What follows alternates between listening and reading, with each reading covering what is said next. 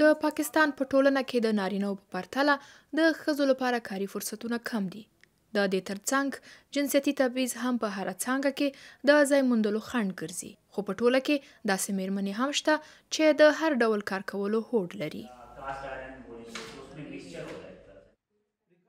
دا سمیرا ده. څو ساعته مزل کوي څو هغه ځای ته ورسیږي چې د سرویس چلولو روزنه پکې کیږي. په پاکستان کې د سرویسونو چلول هغه څه دي چې د ښځو لپاره یې ان تصور هم نشي کېدای. خو سمیرا چې د 3 ماشومانو مور د غواړي د کور د ښې راتلونکي لپاره د ناوړه دودونو پر ضد ودرېږي. 3 घंटे का सफ़र मोस्टली होता है मेरा.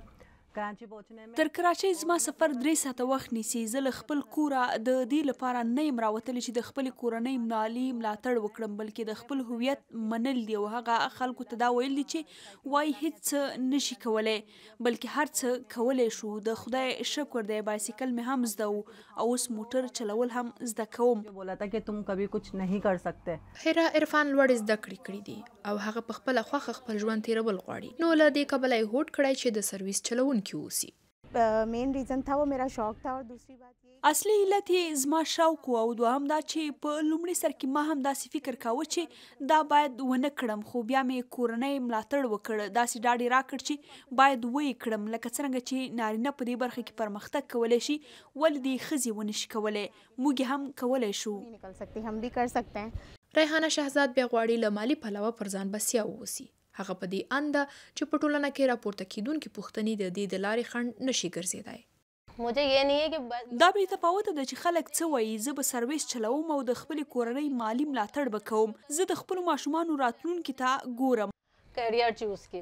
دا هغه 18 میرمنې دي چې د سند ماس ترانزیت ادارې په چوکاټ کې د سرویسونو د چلولو روزنه ترلاسه کوي.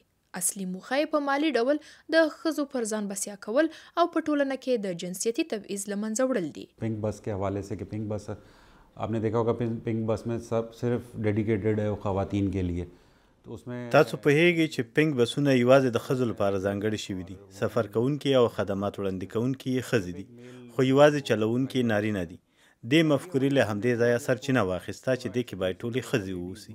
اوس غواړو د ښځینه سرویس چلوونکو یوه مسلکي بشري قوه رامنځته کړو. हमने ये किया कि एक हम स्किल्ड वुमेन फोर्स बनाएंगे, ड्राइविंग फोर्स. फीमेल की एम्पावरमेंट के ऊपर काम د ښځو پر ځواکمن کېدو باندې کار کوو. د ښځو تحرک باندې باید کار وشي. د ښځو د روزګار کچه باید لوړه شي. که چیرې موږ دې ټولو فاکتورونو ته فکر وکړو نو موږ یو غښتلي ښځینه بشري ځواک ته اړتیا لرو چې د ترانسپورت په سکتور کې کار وکړی شي. په نږدې راتلونکي کې به په کراچۍ کې هم ښځینه سرویس چلوونکي وي. د سند ماس ترانزیت ادارې د روزنې په 2مه مرحله کې ترانسجنډرانو ته هم د سرویسونو د روزنې پلان په نظر کې نیول شوی دی چې په ټوله کې د کاري فرصتونو د زیاتېدو تر څنګ به د توپیري چلند د له منځه وړلو په برخه کې هم مرسته وکړي.